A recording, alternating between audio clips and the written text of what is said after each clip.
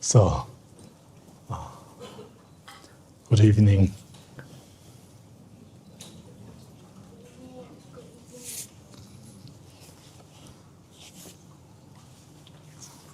Oh no, this pause, I was not waiting for something like, but repetition. Then it becomes, how during some empowerments, and then the teacher says like a line, and then everyone says the same line. So I was just, after saying good evening, then I was kind of lost. So then I think to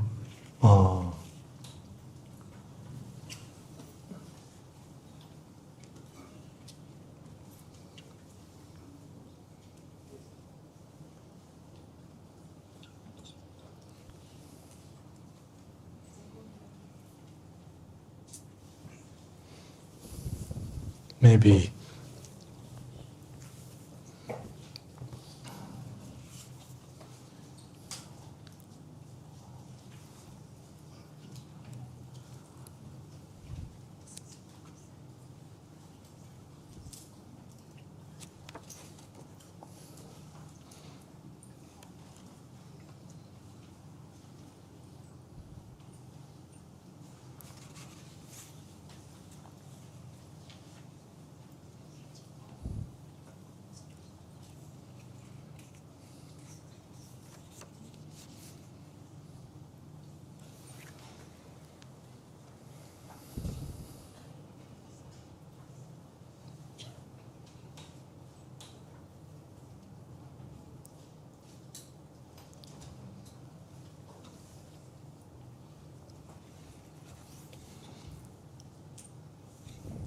from this verse 18 and onwards,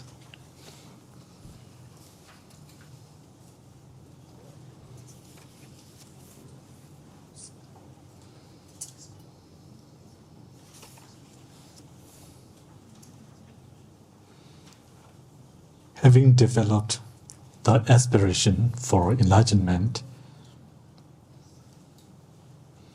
constantly enhance it through concerted efforts to remember it in this and also in other lives. Keep the precepts properly as explained. Without the vow of the engaged in intention, perfect aspiration will not grow. Make effort definitely to take it, since you want the wish for enlightenment to grow. Those who maintain any of the 7 kinds of individual liberation vow have the ideal prerequisite for the bodhisattva vow, not others. The Tathagata spoke of 7 kinds of individual liberation vow. The best of these is glorious pure conduct, said to be the vow of a fully ordained person. According to the ritual described in the chapter on discipline in the Bodhisattva stages, take the vow from a good and well-qualified spiritual teacher. Understand that a good spiritual teacher is one skilled in the vow ceremony, who lives by the vow and has the confidence and compassion to bestow it. However, in case you try but cannot find such a spiritual teacher, I shall explain another correct procedure for taking the vow. And then it continues from verse 25. I shall write here very clearly as explained in the ornament of Manjushri's Buddha Land Sutra, how long ago when Manjushri was Ambaraja, he aroused the intention to become enlightened. In this way, in the presence of the protectors, I arouse the intention to gain full enlightenment. I invite all beings as my guests and shall free them from cyclic existence. From this moment onwards until I attain enlightenment, I shall not harbor harmful thoughts, anger, avarice, or envy. I shall cultivate pure conduct, give up wrongdoing and desire, and with joy in the vow of discipline, train myself to follow the Buddhas. I shall not be eager to reach enlightenment in the quickest way, but shall stay behind till the very end for the sake of a single being.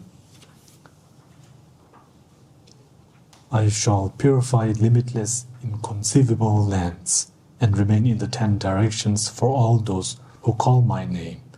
I shall purify all my bodily and verbal forms of activity. My mental activities too I shall purify, and do nothing that is non-virtuous.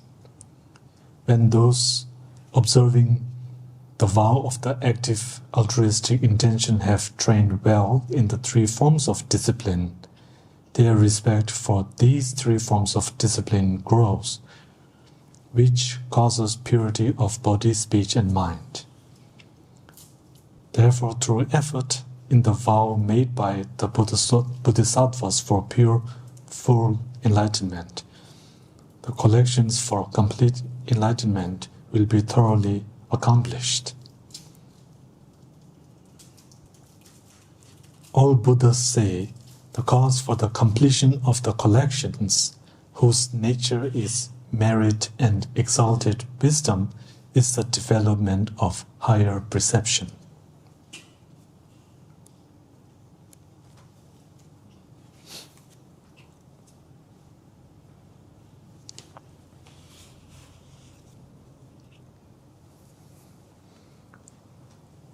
Okay, so with these verses, then I think to concentrate on bodhicitta, on this awakening mind, on the awakening mind. Awakening mind.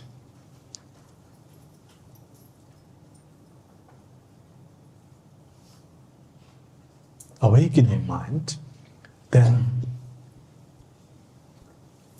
to apply this, how to practice bodhicitta, how to practice awakening mind, right? This is the question that comes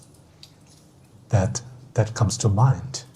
How to make bodhicitta relevant? How to bring it to life? Bodhicitta should not be something like an object of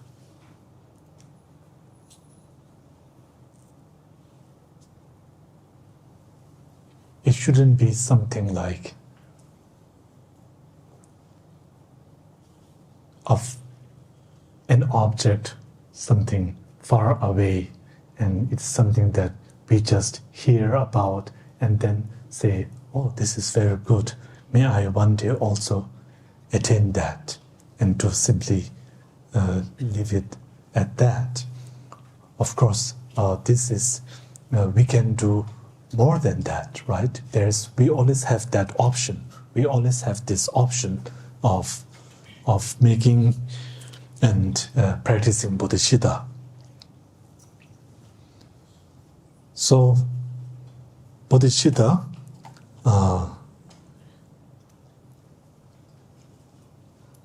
to practice bodhicitta, then it means practicing compassion. Practicing compassion.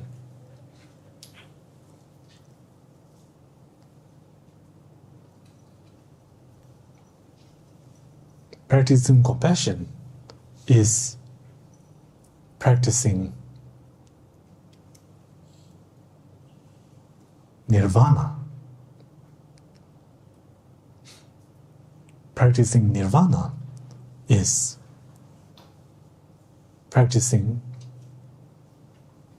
and working with our wish to be freedom, wish to have freedom from dissatisfaction, from hopes and fears, from mental delusions, from the three mind poisons. So first thing is, just as the great teacher, the Buddha, gave the teaching on the first turning of the Dharma, turning the wheel of the Dharma, in the first turning, then the four truths, these four truths, I find it very helpful. This is something like our reference point, with the four truths, then this is our foundation. This is the foundation of Dharma practice. The foundation of Dharma practice. So beginning first with dukkha, the state, the current state of our life, the current state of our experience, what we are experiencing. Dukkha, or dissatisfaction, suffering, this is the current state, and in a way this is formulating the problem, right? Problem formulation, I think, is important, because without understanding the problem, then we can never find the solution. So problem formulation, this is the first. And then the second, the origin of suffering, the origin of dissatisfaction. Why are we in this current state? Why am I feeling like this? Why do I have this kind of something like tension building up in my thoughts? Why are there these fears? And why do I have this kind of expectations, unrealistic expectations? Why am I so demanding of my loved ones and friends, close friends, right? So all this kind of ongoing issues that we have, this is part of dukkha. And then why we are in that is that all of this arise when we are not able to accept the nature, accept reality. When we do not accept reality and instead create our own fabricated reality, then these problems arise. So therefore, ignorance plays a key role in giving rise to this world that I'm living in. This world, which is a collection which is really a collection of my physical form, my feelings, my discriminative thoughts, and then of course my current mental state, or the current mind that I am experiencing. So these five skandhas, this is the world that I am experiencing. So this is very much connected to the three ways of something like approaching, the three approaches. So these three mind poisons, we have something like, it covers a spectrum.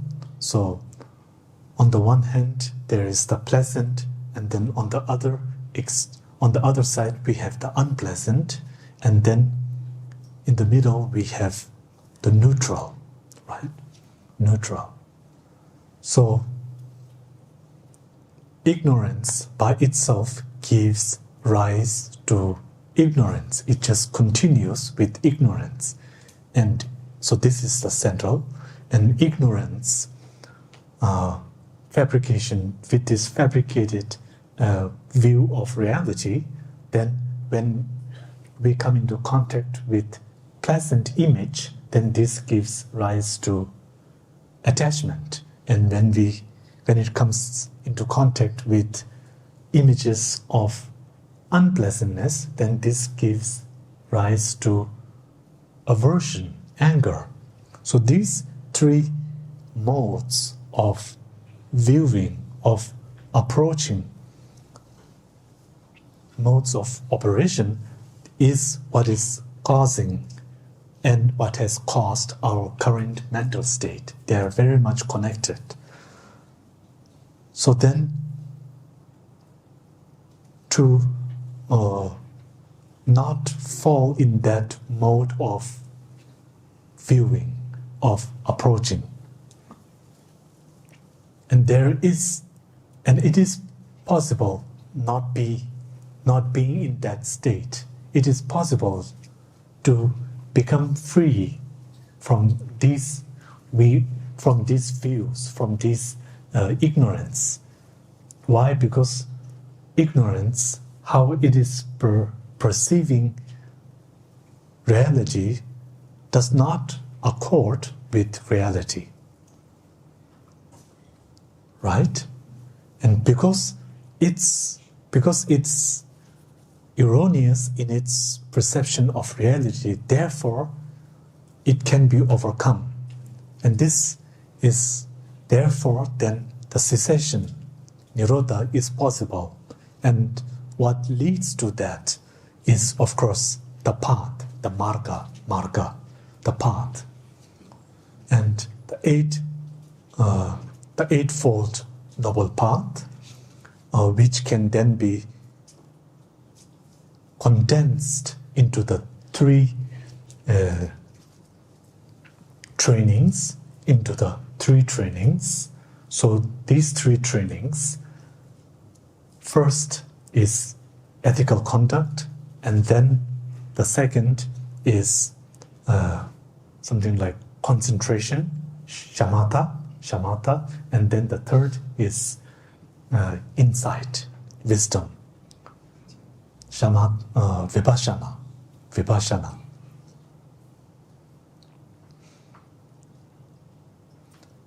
These three, we, in a way, first, these three trainings are something like we train in the paths. We train in the paths, the path of overcoming the three mind poisons. So in order to overcome anger, then we train in ethical conduct. In order to overcome desire, then we train in shamatha practice. And then in order to overcome ignorance, avidya, then we train in vipassana. So these three trainings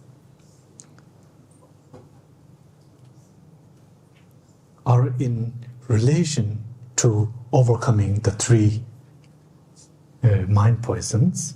And the three mind poisons, at least on the surface, then we have to first deal with anger.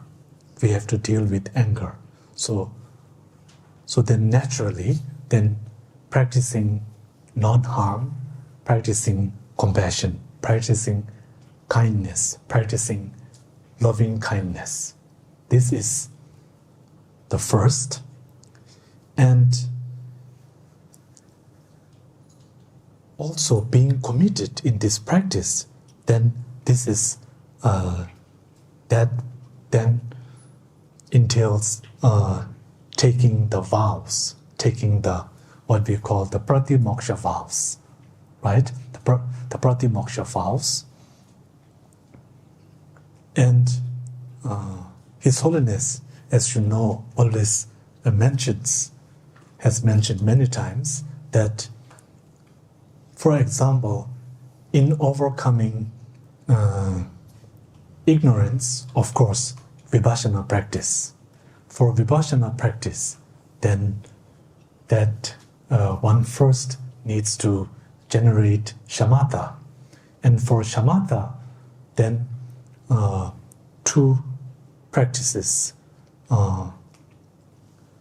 ten shishi, mindfulness, and shishi, awareness, meta-awareness.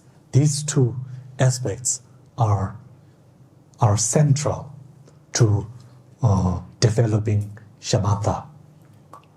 So His Holiness would say, always explains, so this, it is not only is mindfulness and meta-awareness essential in developing shamatha, but even at the point of ethical conduct, in order to uphold this commitment, this also requires, to a certain extent, the practice of mindfulness and meta-awareness.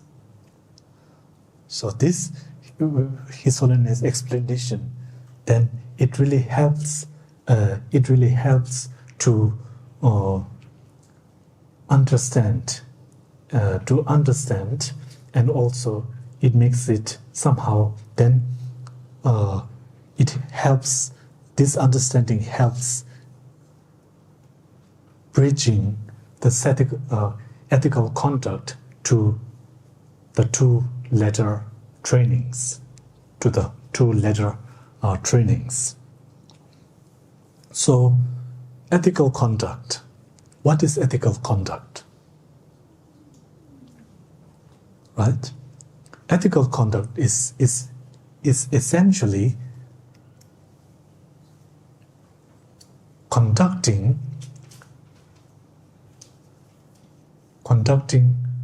with compassion, engaging in the body, speech, and mind with compassion. This is ethical conduct.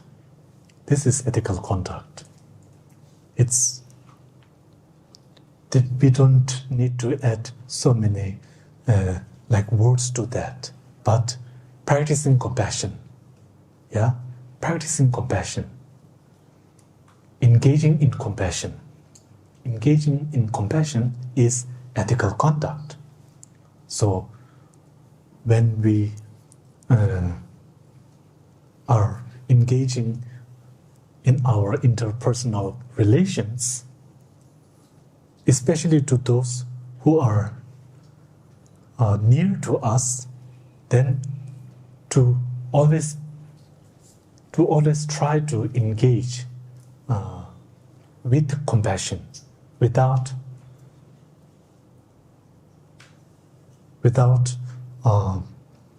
something like losing compassion, not losing the taste of compassion.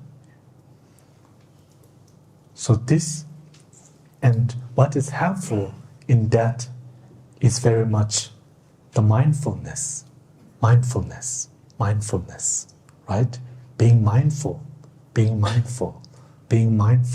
in our interpersonal relations, being mindful of something like how it is being received, and then on the other side, meta-awareness, then looking at ourselves. Why am I doing this? Why am I saying this? What are my motivations in that moment, right? What is it that I'm trying to achieve in a given moment in the context of having a dialogue, for example? So in this way, then, bringing mindfulness and awareness here at this level, then we are in a way training with shamatha. In a way, this is sort of then setting the stages, setting the stages.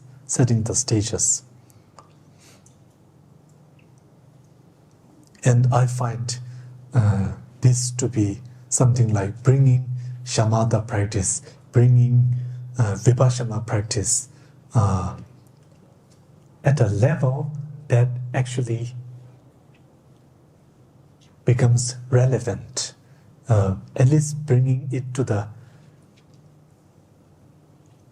make it relevant in our interpersonal relations.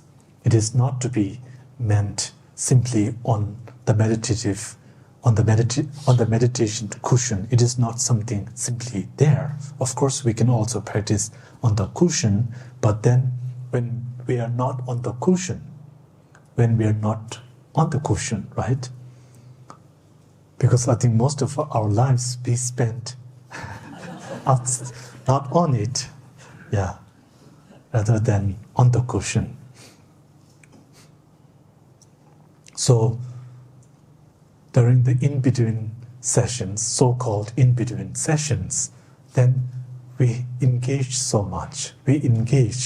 So then to think how to bring our dharma practice so that we feel something like the near benefits. Because if we are not feeling the near benefits, then the long-term, far-sighted benefits, those long goals, I think there is something like no basis to even talk about those benefits. So then, to bring it to this point, to make the bodhicitta practice alive, to bring it to life. This is something I think maybe useful. This can be useful. Anyhow, when we think of dharma practice, then we should not equate dharma practice as something like only when we are in front of the altar. If we do this, then I think if we are not careful, then something like this could be problematic and also not so useful in bringing dharma to our daily lives or in our interactions, in our immediate environment. So with this kind of immediate environment, then it's like it is also helpful in linking to, for example, Buddha, this great Bodhisattva, Buddha or Bodhisattva, it doesn't matter. This Amitabha's vow, the Pure Land vow. Then, in one way, we can to make the effort, the land around us, this pure land. So gradually purifying something like this negative way of thinking, purifying these thoughts that hold us back. For example, laziness. I think I've shared a few times before, the 3 kinds of laziness, right? The 3 kinds of laziness.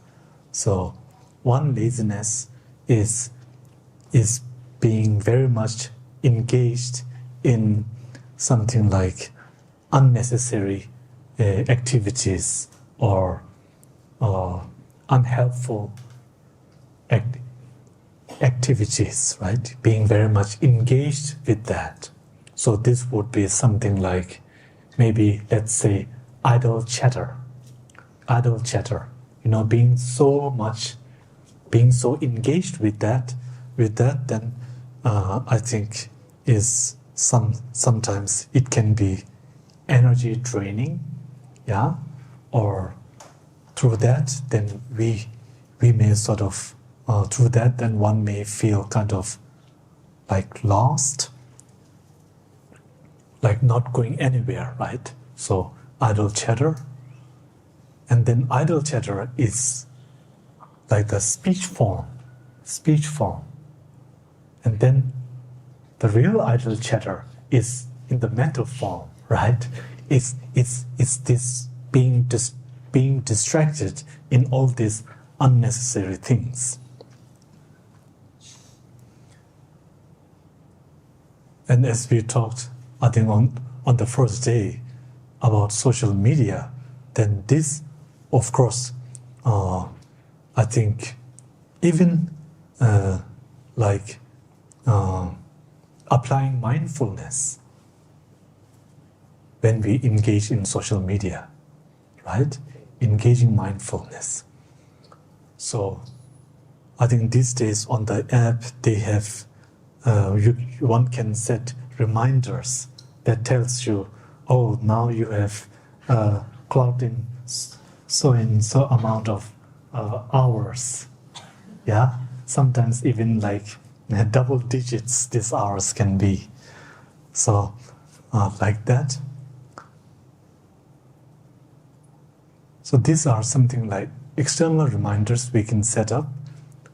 But what is really good is that there is always the possibility of having something like our internal reminders. And this internal reminder is, of course, mindfulness. Mindfulness is part of that. So then being mindful of, let us say, the value of time. How time is so precious. This, to reflect on that, right? I think it's meaningful. It gives something like, it makes us, I think, appreciate our time.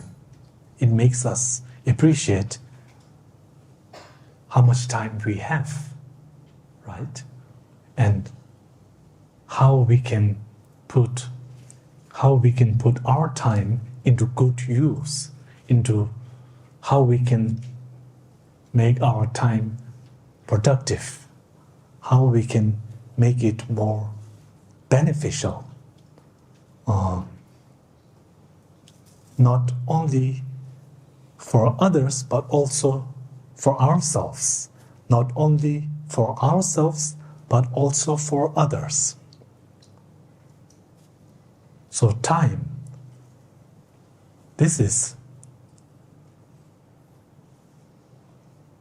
something that I think we can always work on. We can always work on our time management, and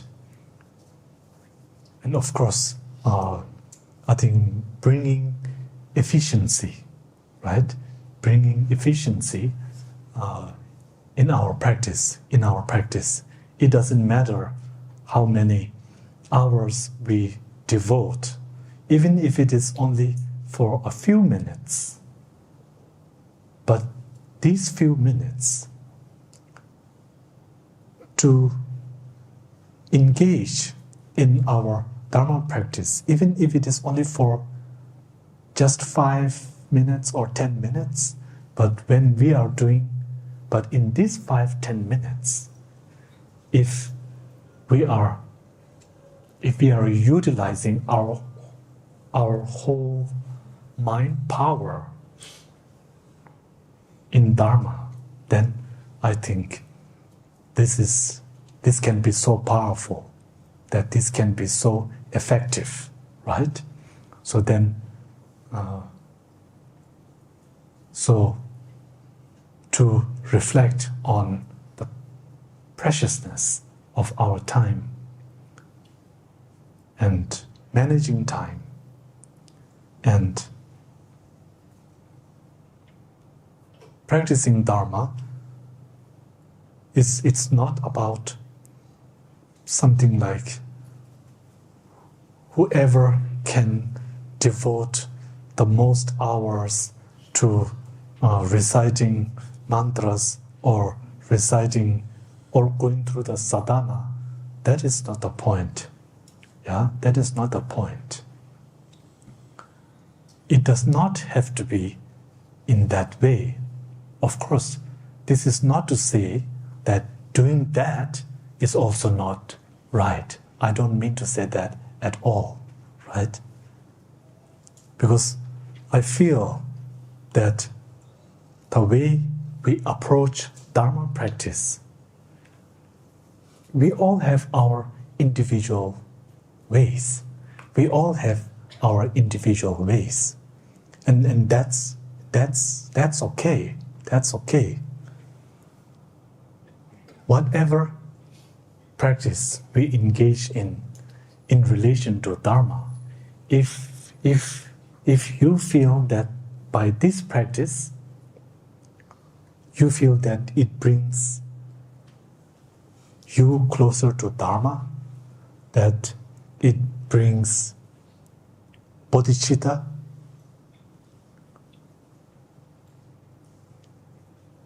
then this is good. Nobody has, I feel, the right to say, you should not do it like that. No one can say that. Yeah? Because this is really up to the practitioner. Up to the practitioner. Up to the practitioner. So whenever we say something is good, then to not have this assumption, that the alternative is wrong. That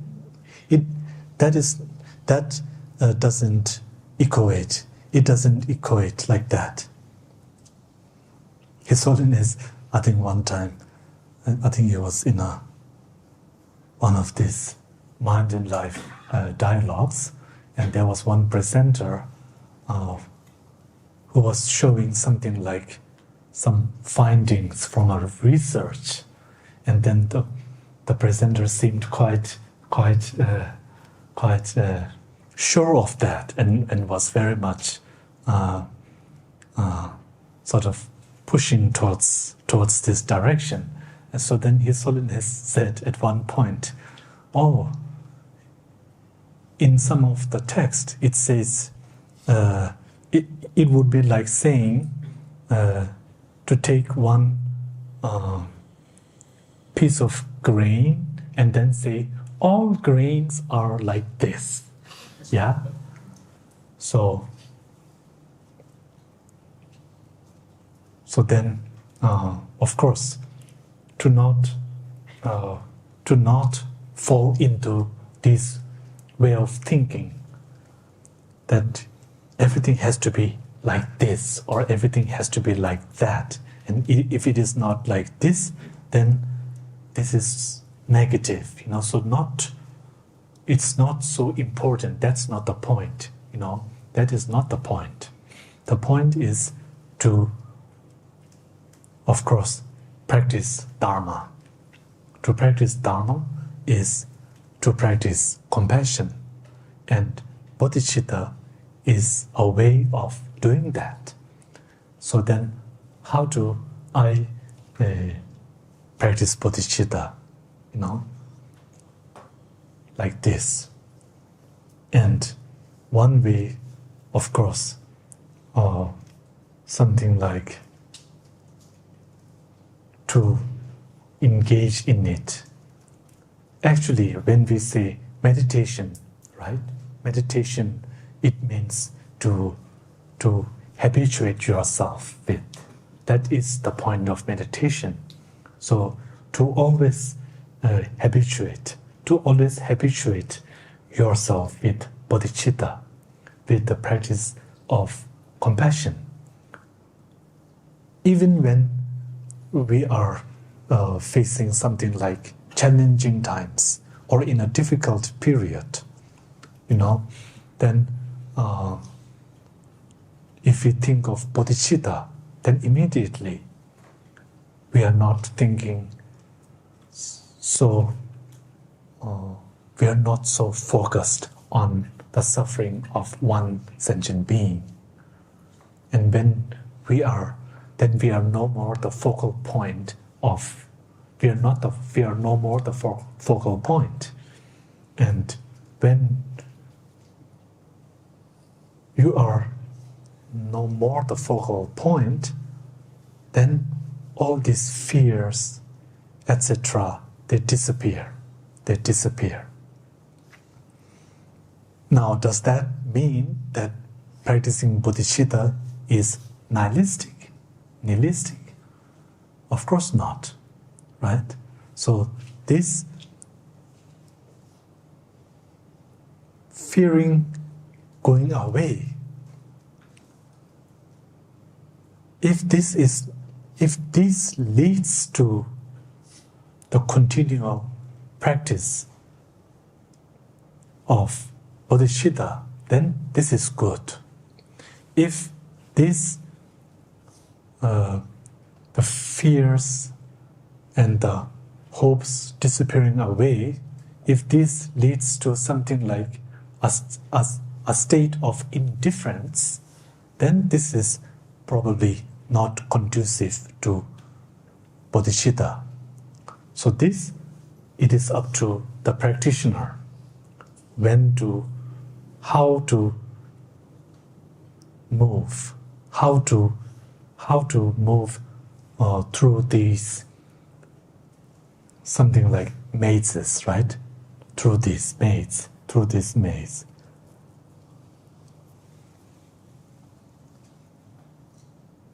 So, time management, the value of time.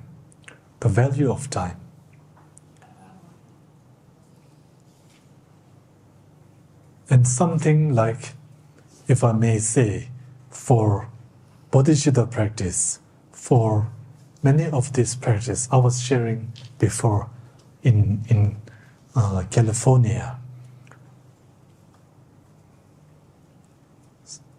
In some of our contexts, generally speaking, to have much time for something like these retreats, because we did a retreat there, to have the time for doing retreats, 2 weeks, 3 weeks, a month-long retreat, and so on and so forth. Before doing the retreat, it is important to have like stability in our lives. This is important, right? If we have many problems that are taking our mind, then it is best first we have to deal with those. We have to find the solution and then apply the solutions to those issues. With so many issues in our lives, many challenges that are now that I feel very stressed about. I feel these lots of tensions around, let us say, my job, my career. So with all this tension around, then to go into doing a retreat is very difficult, because all the time I will be distracted by my stressful thoughts, right? So therefore, then to have security, stability, in something like our livelihood is really important. So this is in a way, and of course in the future, if you would like to have like this long time like this, then definitely, stability is important, and stability in something like physical wellness. So then, of course, to practice mindfulness, when something like with our diet,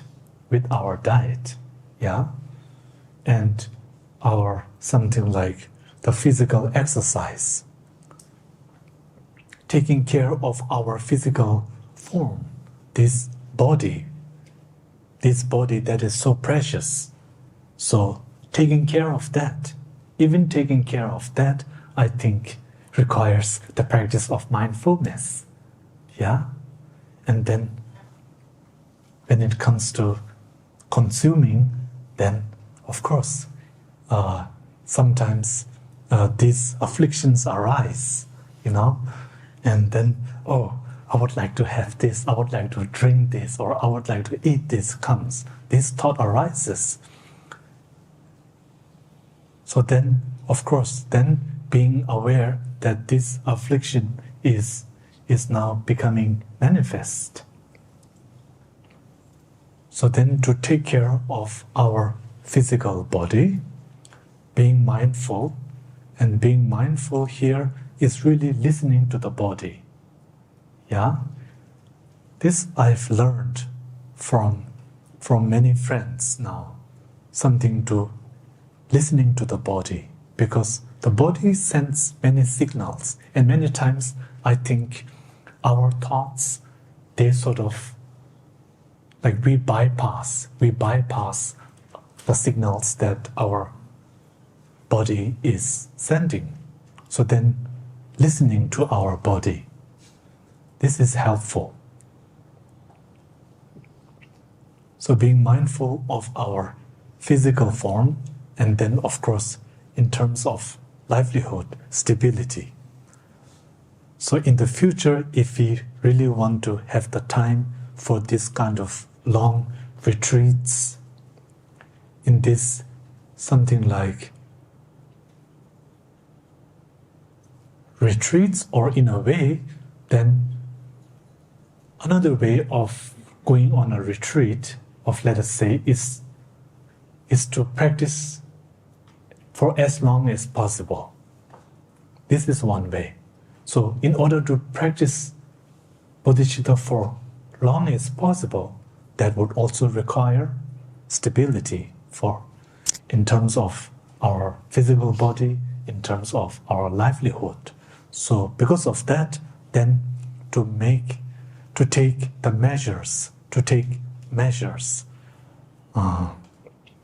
and so that we will have less obstacles down the road,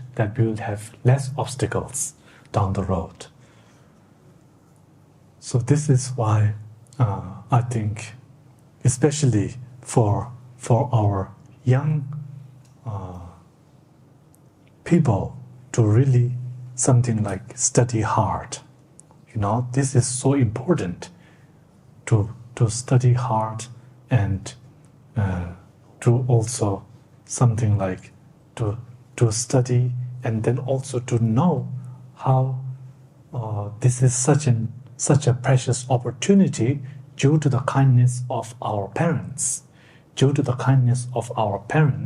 and loved ones, how we are so privileged,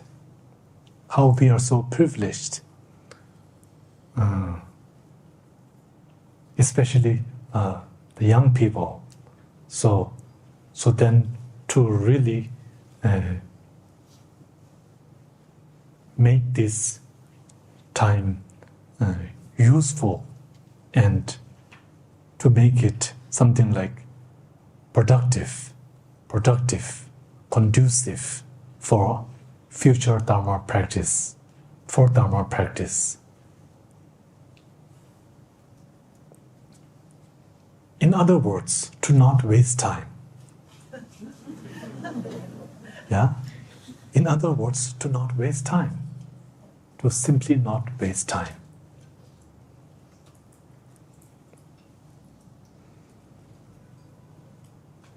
And we have this, as we talked before, we have this great human mind. It is the same mind as Buddha Shakyamuni's, the same mind of the great exalted ones, the same mind of brilliant scientists, doctors, anything, and the same mind as the caregivers who give so much. So we have this great gift of empathy and wisdom. We have this great gift. We have this naturally. And now it is only a matter of something like developing that, and being guiding our lives by compassion and wisdom. In these two, we have really good, stable guides. Our compassion and the wisdom. Our wisdom. And we all have wisdom. We all do. Wisdom is innate. It is not something that is acquired. We all have it naturally. We all can discern we all can discern right from wrong. That is wisdom. So now it is only a matter of acting on that and putting it into practice, putting wisdom and compassion into practice.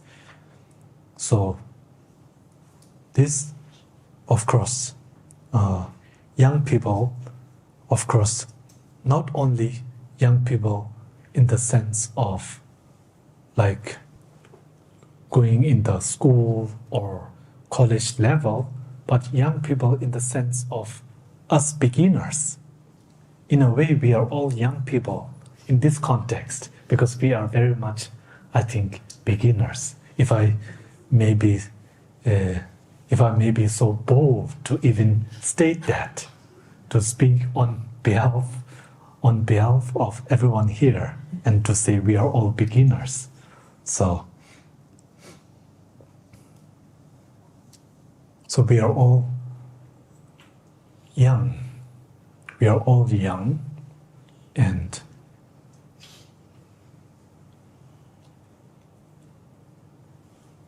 having this tradition, the Mahayana tradition, I feel this is like, in a way, this is like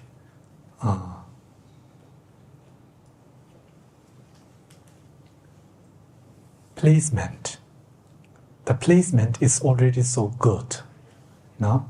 So if it is something like, of course it is not a race, it is not a competition, but if this was a competition, then I feel that you all have this advantage from the Mahayana tradition. You have this great advantage.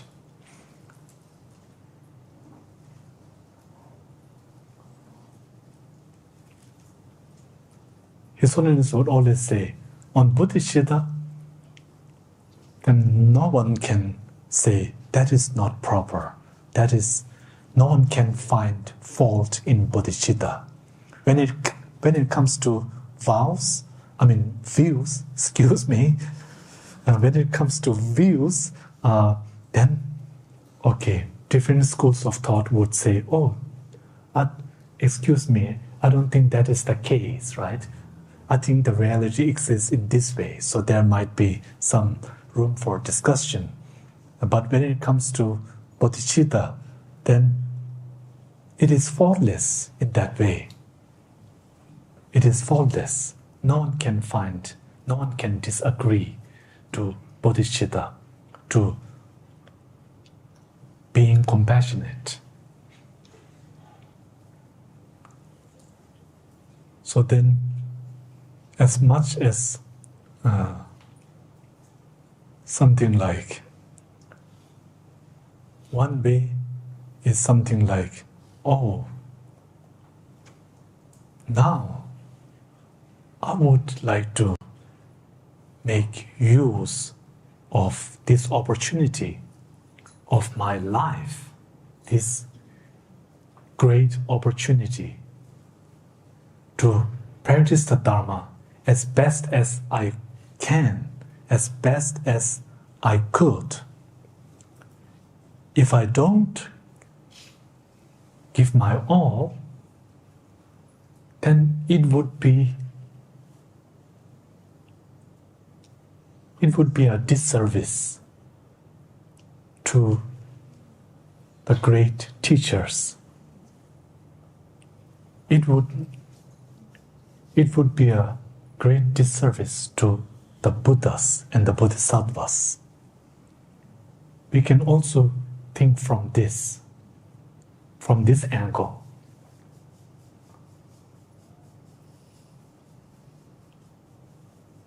Disservice in the sense that if they were to be here,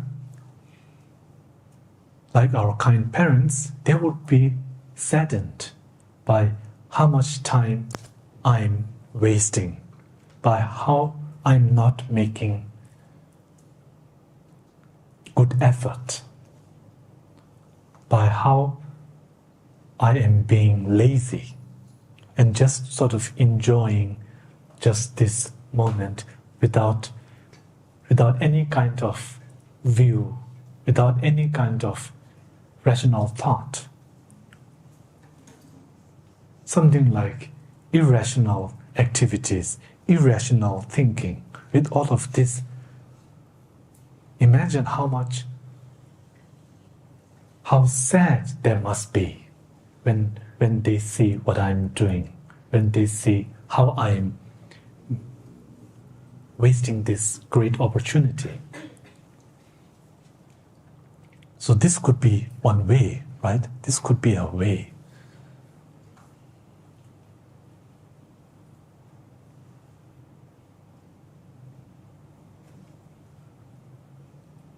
For example, the story of Avalokiteshvara, these tears of compassion.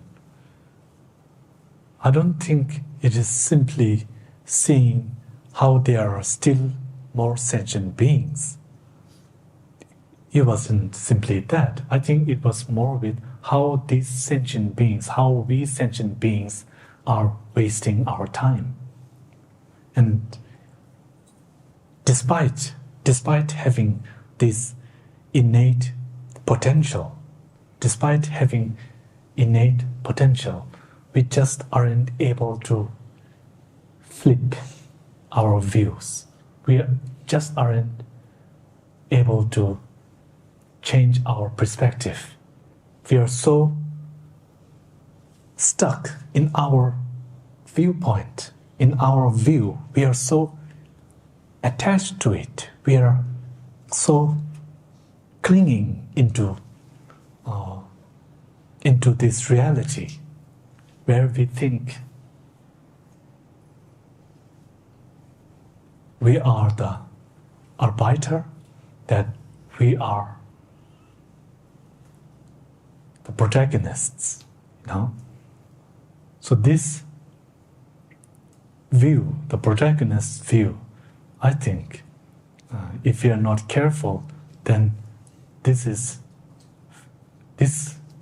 can be something like, can become very egotistical, and in this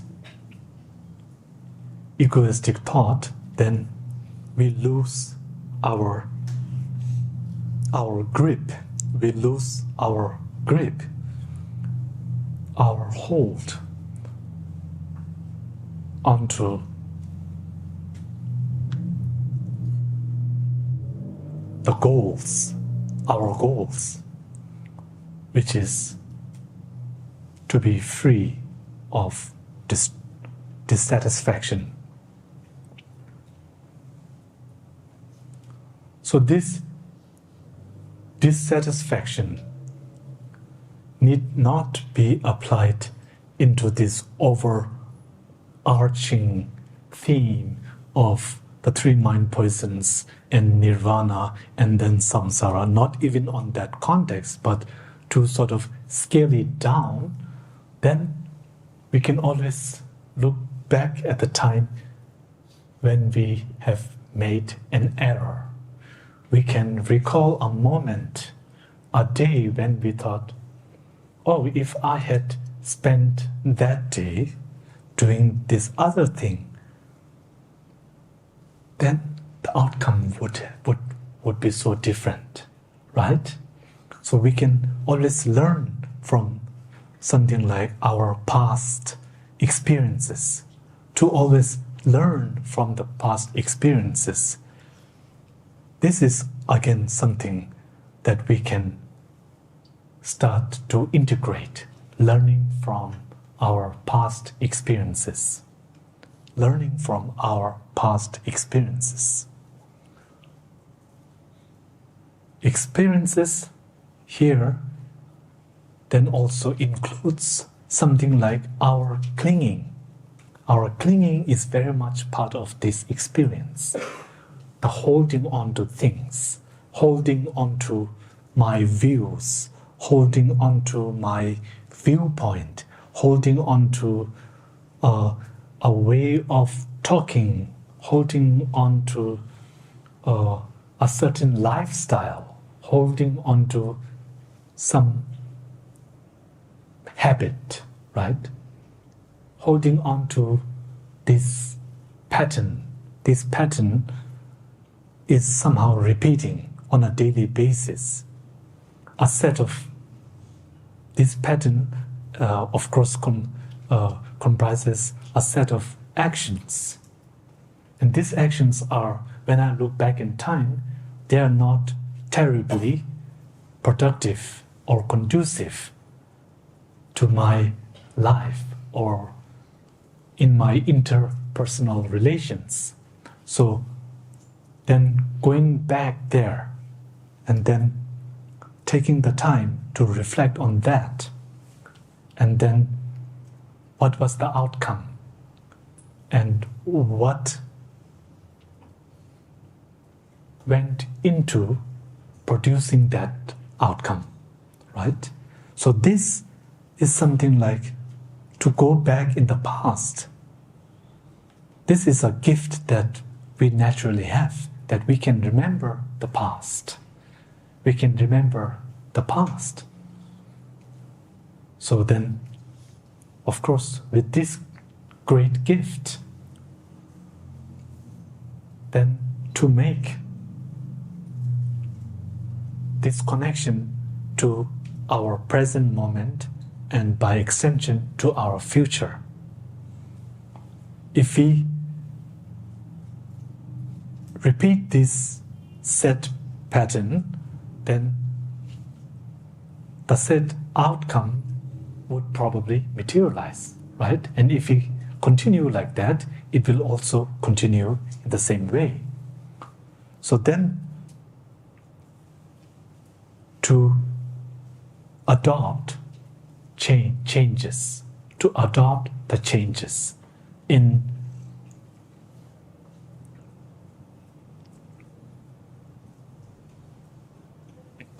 bringing changes in something like transformation, to transform our thoughts, our views, transformation,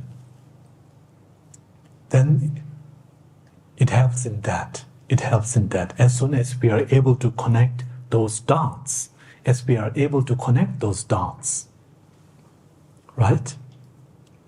When we are able to link a set of actions to a particular outcome, this is really good. The fact that I'm able to link this is really good.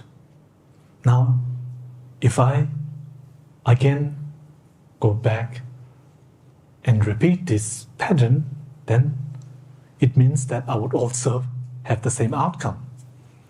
So then, how to overcome that? How to overcome that?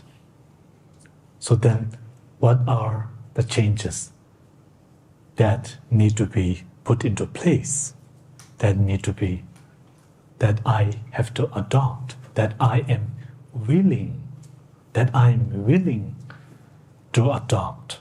So then, to be open to those opportunities, to see that there are solutions, to have this openness,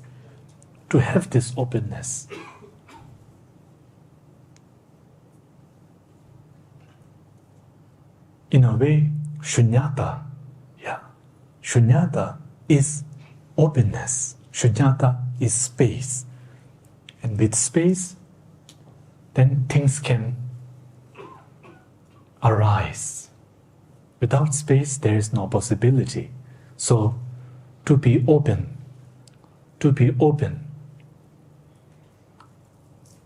So then, something like to seek guidance of our parents, of our peers, friends, and others. And reading different texts. Not necessarily I'm talking about dharma, but something like this kind of self-help manuals that we have, something more secular. They can also be helpful depending on how we are able to access, or how we relate to it, where we are at right now. So it would be not right to say, without relying to a specific collection of sutras or commentaries, then there are no solutions. To say that, again, is a mistake, I feel. So then, depending on what it is that I am facing and what solutions I want to put into place, then any kind of any methods that are helpful in that is good. So then something like, I think having the courage to accept, being open, I think that requires courage to some extent, because being open in some situation necessitate our coming out of the comfort zone, right? Our comfort zone, to come out of that, and then to come into reality, the raw reality, right? And then facing reality.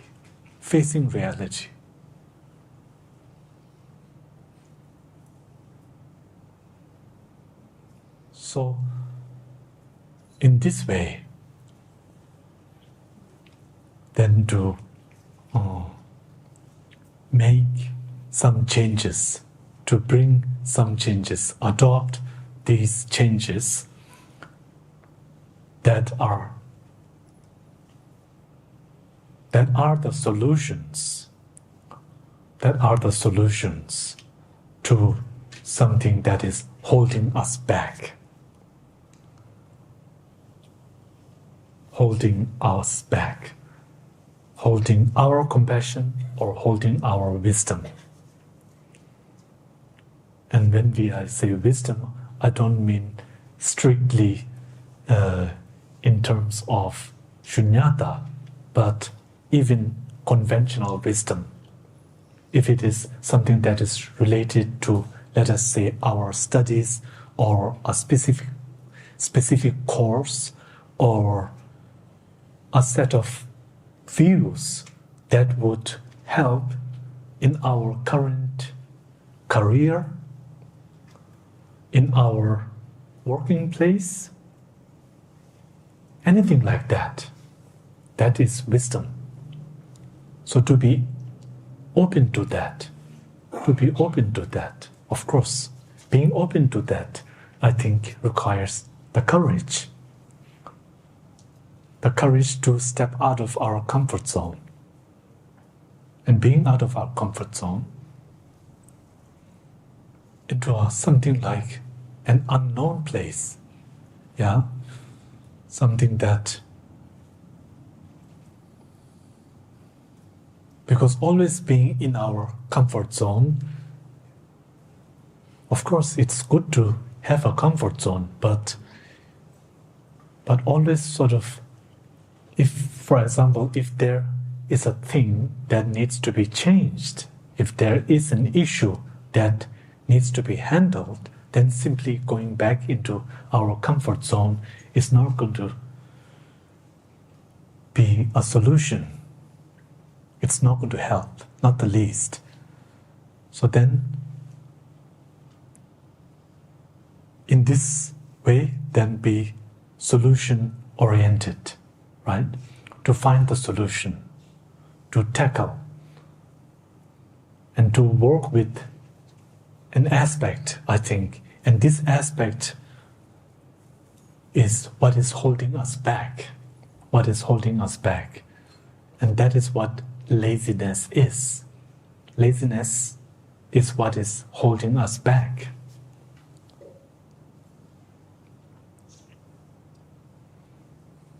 So, laziness, the first is being sort of like engaged in trivial things for too long. That is a type of laziness. Then the second laziness is procrastination. And then the third is something like saying, oh, I cannot achieve this. I don't have the capacity for this. This laziness, this is really dangerous to say. It's almost like self-demeaning. It is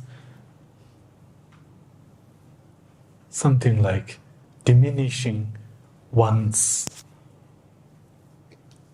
joyful effort. This is almost like trying to justify our not engaging in the dharma, in conducive actions, in positive actions. So these three types of laziness, then they are very much connected in our daily lives, right? The first is very much connected with idle chatter, And idle chatter, of course, we can talk about many things idly, that is okay. It is maybe not so harmful in that sense. It is not on the level of, let us say, anger or divisive speech or hurtful speech, but it is something like it gets in the way of actually being productive. It takes away, it's really like time wasting. It is like time wasting. So then we should, maybe there must be, maybe a system needs to be developed that if if we engage in idle chatter for too long, then the referee should come up and then give a yellow card. Yeah? I think in some sports they do that, even for time wasting. So if during a very important part of the game, for example, if the goalie, the goalkeeper, is not passing the ball and sort of pretending to go back, maybe too back, like for too long, then I think the referee runs up and shows him the yellow card, right? So this is, of course, for time wasting. So idle chatter, it's like time wasting. It is really time wasting. And instead of that, then to study or to engage in the dharma or to engage in anything that is productive, that is helpful either for oneself or for others, right? So like this. Then I think with this in mind, then to practice something like this bodhicitta. So to summarize, then reflecting on the preciousness of time management. And dharma isn't about devoting lots of time. It's simply not only that, but then it is to really to practice dharma in an efficient way, right? In an efficient way. And then the three trainings, ethical conduct, and then shamatha and vipassana. And shamatha, another way of looking at shamatha is focus. So it's resilience. It's really resilience. Vipassana, insight, which is really knowing how time is precious, and then to discern when we are wasting time, to discern I'm now wasting time. Instead of this wasting time wasting, I can engage in a more productive way, in a more wholesome way, in a more beneficial way. Not only short term, but also long term. Not only for my needs, but also I can engage and assist in the wishes of others, in the wishes of others. So in this way, then we something like, I think, practicing the dharma. So in this way of living our lives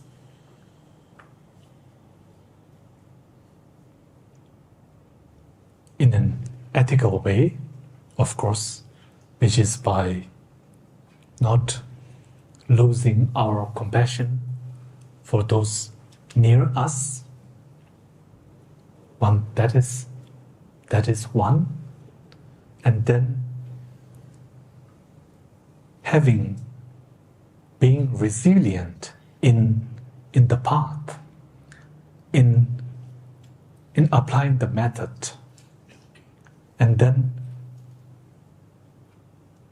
not forgetting